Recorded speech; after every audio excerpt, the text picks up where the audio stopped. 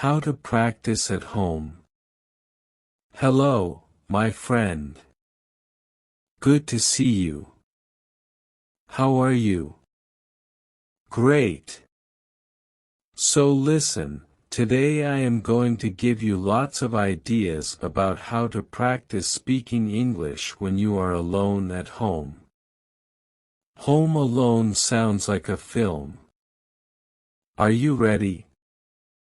Let's do it. Hello. And if you don't know me, my name is Connor. I run the channel English 30 Days. So listen, today we're going to be looking at how to practice speaking English when you are alone at home. It's not so easy for many people, right?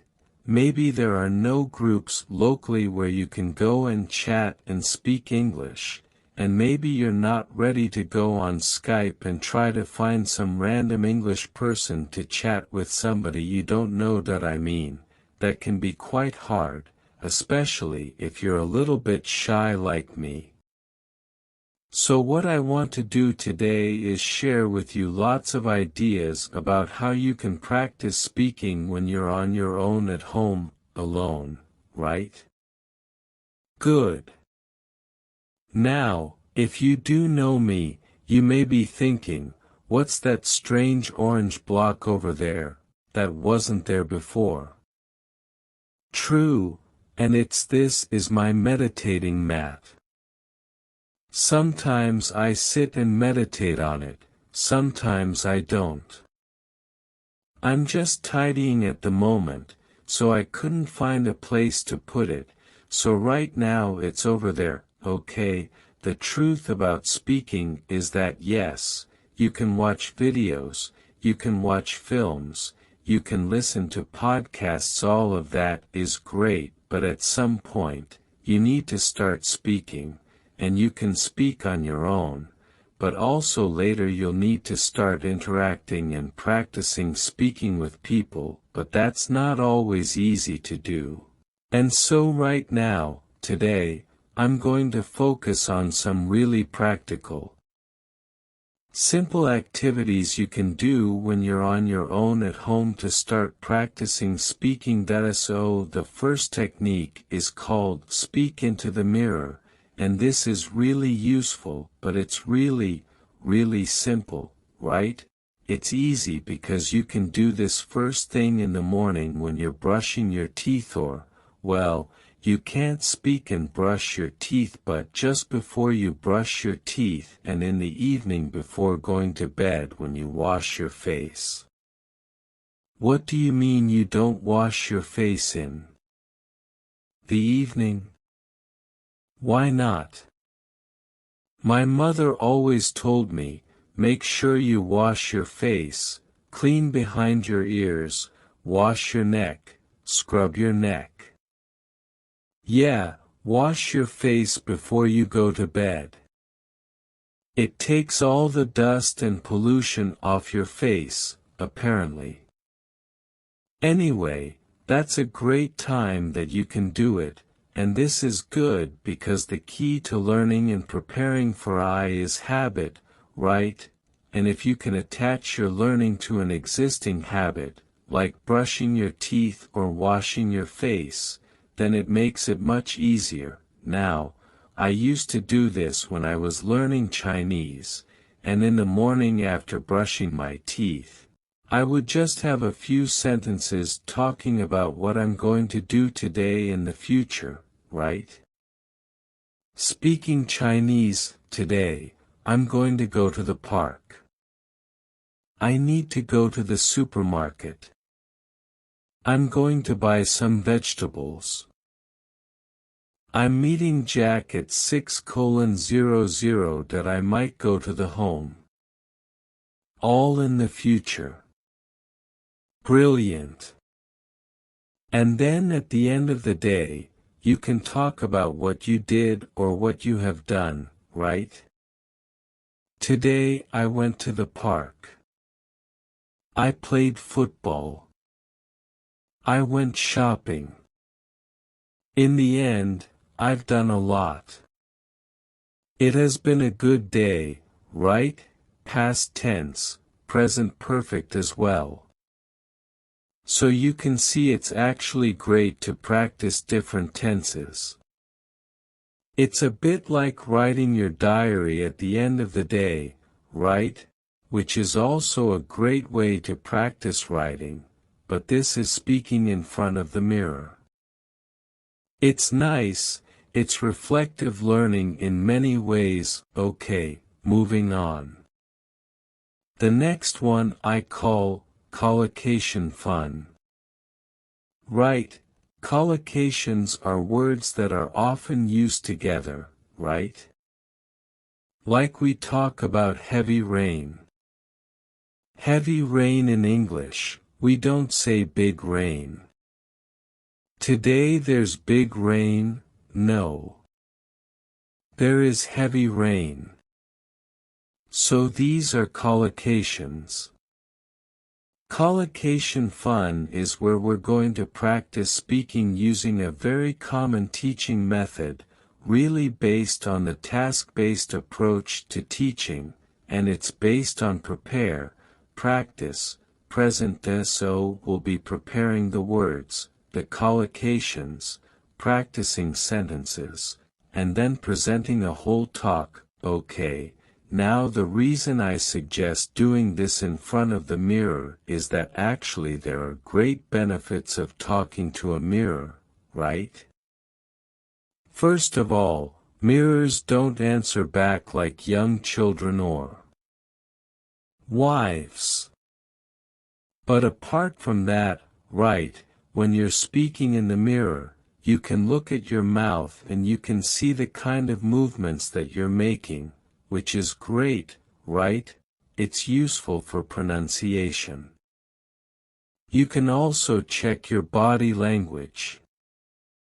You may be surprised to see that you speak like that without ever moving your arms, or that you suddenly realize that you're doing this all the time. That's fine, but being aware of your body language can be quite good. And also, you feel like you're talking to someone. Right? Many people I know, and this happened to me, practiced for a long time with a book, and when I went to speak to somebody in a foreign language, it was like a shock seeing this face in front of me. Oh my God. But practicing with the mirror, you get used to a face in front of you, right? So it does help. So, let's look then, prepare, practice, and present, preparing. What I suggest you do here is take a topic.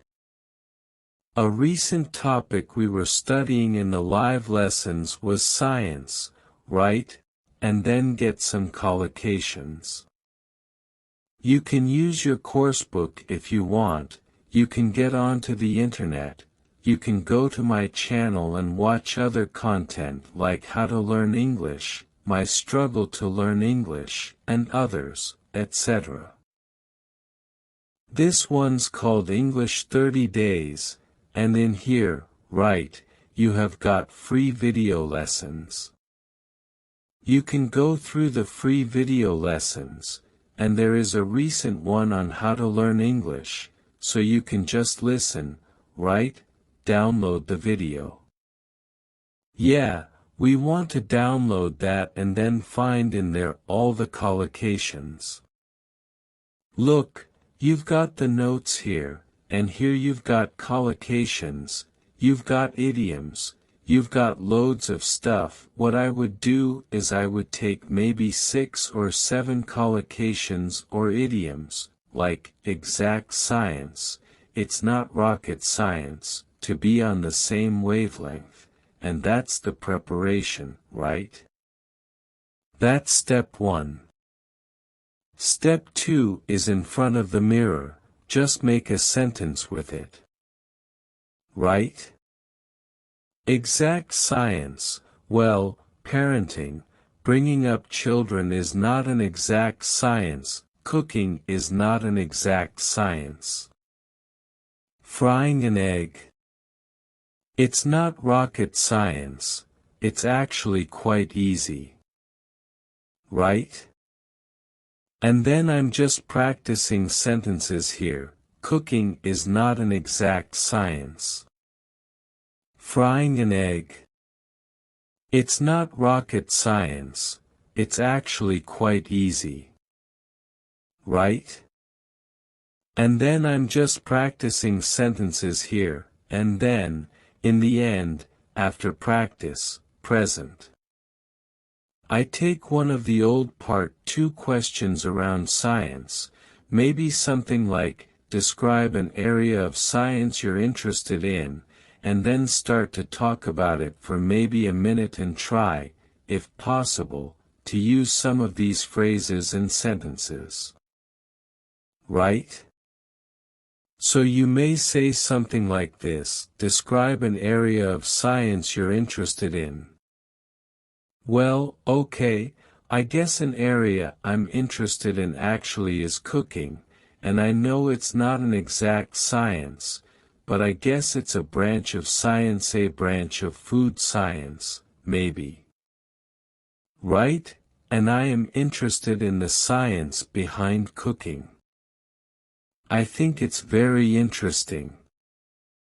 I know with cooking, when you heat things up, they change, and when you mix different things like sugar and vinegar, you get different levels of acidity, and chemical reactions happen. So, I think it's really interesting. Right?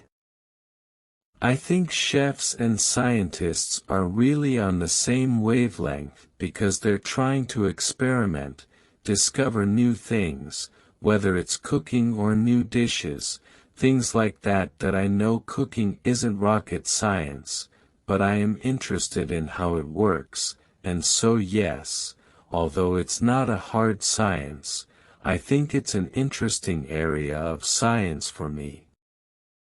So, you can see what I'm doing really here is not giving a perfect part 2 answer. I'm just trying to activate and practice some of these expressions that I've been learning, and that's it really. So that's it. It's great because that preparing the collocations, practicing the sentences, and then presenting a talk is a really tried and tested method. Doing it in front of the mirror is great. You get everything, you get the contact with somebody, but you can see yourself, you can monitor yourself. It's really, really effective. Collocation fun. Great. I want to go and do it. It sounds like so much fun. I'm going to do it again right now. I'll be back in a moment, and next up is practice with short audios. Now, I am a big fan of extensive listening, right? Listening to podcasts and films, that's great, but when it comes to speaking, I think short audios are much better. They are bite-sized chunks, they're easy to use, and your concentration is shorter for shorter periods of time. You can work with, for example, recorded sample answers. There are many websites that have those not written, it must be recorded, right? You want to listen and then speak. There's a tool that I've talked about in the past to many of the students here, it's called LinkU. And I like it because it's full of short audios that you can use to help start speaking, and it's free. There is a paid version, but you can get lots of stuff for free, which is great here. So let me show you first of all how that might work. So this is LinkU. Okay. I'm not going to explain how it works. I've got one of my previous lessons here about sport that I will open up, and let me just show you briefly how it works. We'll just focus on the bit on the left. Okay, let's try, hello Steph. Hello Steve. Nice to see you again. Nice to see you again. So, what I want you to focus on first is as you listen to the sentence, pick out the stressed words. Nice to see you, nice to see you, like to chat a bit about your interest in sports. Chat, interest, sports. So I'm just repeating the stressed words. Chat, interest, sports. Sure, you lived in Japan for quite a few years, I think, lived in Japan, years, I think. Right? About 9 years. And 9 years. Okay. So, you can see I'm just doing the word stress, and also you can pick out chunks or phrases that you like or that sound interesting, years, and I think you lived in different cities. That's right. I lived in Sendai for 4 years, which is a little bit north of Tokyo. A little bit north. A little bit north, that's interesting. Which is a little bit north, right? Not in the north, not located in the north, it's a little bit north of nice Tokyo for 4 years, and then 1 year down south in Shikoku, down south. Interesting. Not in the south, down south. Okay. And did you play any sports when you were in Japan? A little bit. A little bit. I love that, a little bit, a little bit. Played a little bit of soccer. I played a little bit of soccer. A little bit of soccer. Isn't that great? So, you can see I'm picking out either the stressed words or little phrases or chunks that I like, and this is really helping us listen, prepare for speaking. Next, what you'll do after you've finished, if you want, you can check the transcript as you listen again. That's fine, but at the end, what I would like you to try and do is try to repeat the audio or the lesson, giving a summary. So, repeating it with your words, not reading, not listening. In fact, you can just close that and focus on your own words. Right? Oops. And then after you've done that and you've done a bit of practice, you could then try to retell the lesson or the story and record yourself. If you're not sure, you can use mobile apps to record your voice. There's Vocaro, which is also a very simple online voice recorder, and recording yourself is great because it puts pressure on you, and that, my friend, is good. Also, you can then, once you've listened back, go and compare to the original lesson or story with the transcript, and see if it's different. Did you make a mistake? Instead of saying, a little bit of football, did you say, a little bit football? Or did you use different collocations? Right? Instead of individualized sports, did you say, personal sports? Something different. That noticing again puts pressure on you, which is great, and it also helps you notice. Noticing language is a kind of feedback, which is essential to improve. So you're copying their body language, their gestures, their facial expressions, their accent, their voice, their words. You're copying everything, and this can be very, very helpful to reduce anxiety or stress. Especially if you're shy or you don't want to be embarrassed about mistakes and not speaking correctly, when you have this mask to hide behind. It doesn't matter because you're being somebody else, and it's great fun to do this with actors and actresses you like. Let me show you a very, very simple example. There's a great actor called Rowan Atkinson. You may know him for Mr. Bean, but he plays a myriad of characters, and one of the recent ones is Johnny English. Right, let's have a look at Johnny English. I'm not sure, let me clear up the uncertainty for you. You have it. Let me clear up the uncertainty for you. You haven't. Right? So, it's about taking the character, trying to do the voice and the whole body, and you become that character, and you can do that when you're practicing speaking on your own. Right? You probably don't want to do it when you're out and about at the shops or speaking to foreign people, like, hello. They'll think you're Johnny English. They'll think you're mad. But when you're having fun at home, it can be a great way to practice. So that's it. Imitate your favorite English-speaking actor. The next one is to send audio messages. Right?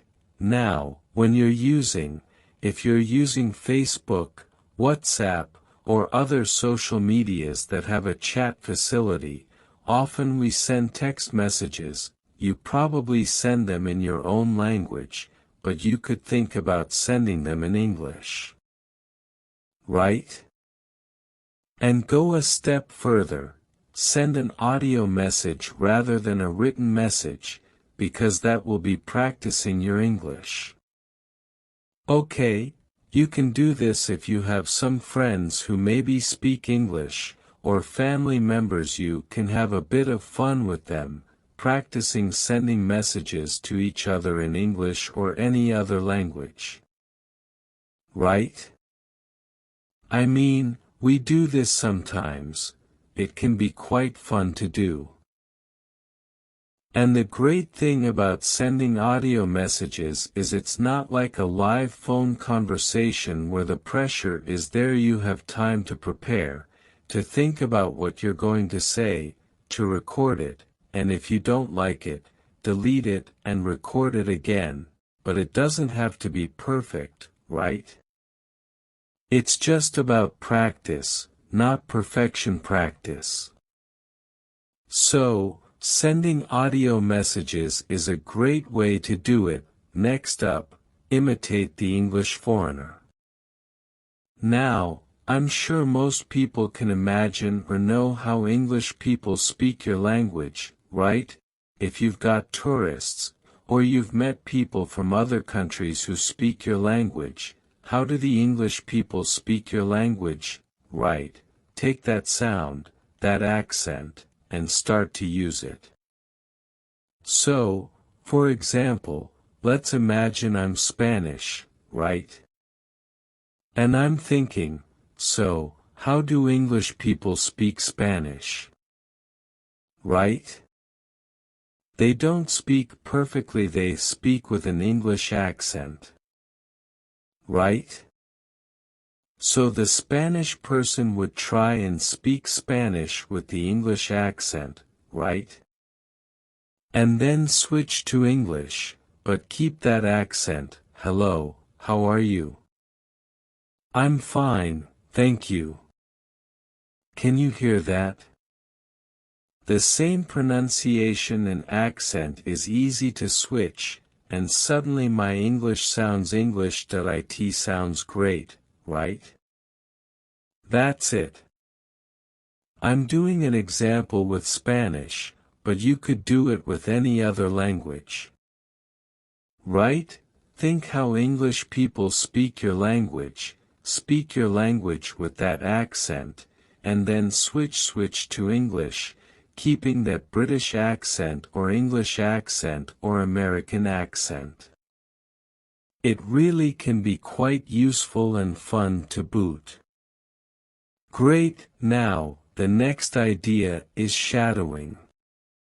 Of course, a shadow, right?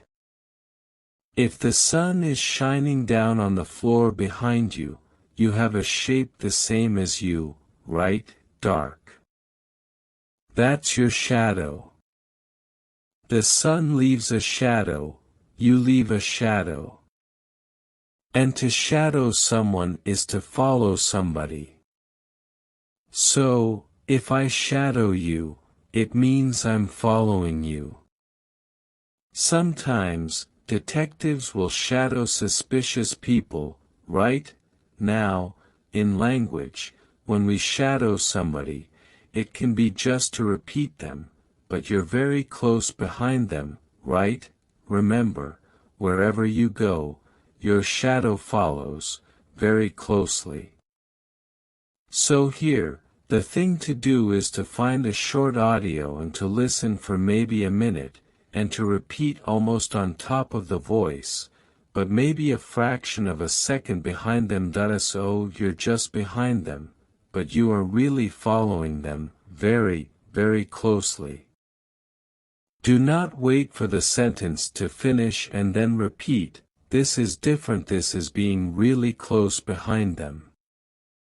And it forces you to pick up on word stress and intonation, and if you focus on those two things, it really can help build up that speaking skill, word stress and intonation. Let me kind of demonstrate. So, we've taken from Q-lips or Q-lips a little audio. First of all, I recommend you listen to the minute completely so you've got an idea of what it's about, and I've already done that because I'm well prepared. And then, second time, you listen and shadow. Let me show you how close we are behind it. I'm going to use my phone so you can hear properly. So, Jeremy, let's get into it. Talk about how to talk about pots, how to talk about movies and music, and the kind of artwork that enriches our lives. This topic was suggested to us by one of our listeners, and she sent us an email, which I will read for everybody now. It says, "Okay, I think you get the idea, right? So, it's different from, wait, listen and repeat. It's shadowing, following closely. At first, it's very hard, but the more you do it, the more you'll be noticing word stress, intonation, even accent. I noticed I was picking up a Canadian accent about it. That is shadowing. Let's move on. So, we've had shadowing. Right? Now, we're going to look at responding. What is responding? Well, put very, very simply, responding is you hear a question, you get an idea, you give an answer, you respond. The biggest problem students have is that they practice, they take a question, they know the question, they've prepared it, and they practice giving answers. Right? What happens in the exam? Well, surprise in part 3, you get strange questions you weren't ready for. What do you think of globalization? And what do you do? Well, first of all, have something to say about globalization, right? Make sure you've done a bit of research on the topics, get some ideas. What do you think of globalization? And what do you do? Well, first of all, have something to say about globalization, right? Make sure you've done a bit of research on the topics, get some ideas. If you don't know, you can always say, "Oh, I haven't thought about that, let me see." Right? Use a time filler to gain time. Let me see. Right? I didn't know what to say. I wasn't expecting that. I just couldn't get my ideas out and speak. So, you need to practice responding, where you hear a question, and you've got no idea what it is, you get an idea quickly, and you answer, right? It's a bit of pressure, but as I mentioned before, a bit of pressure is good in your practice.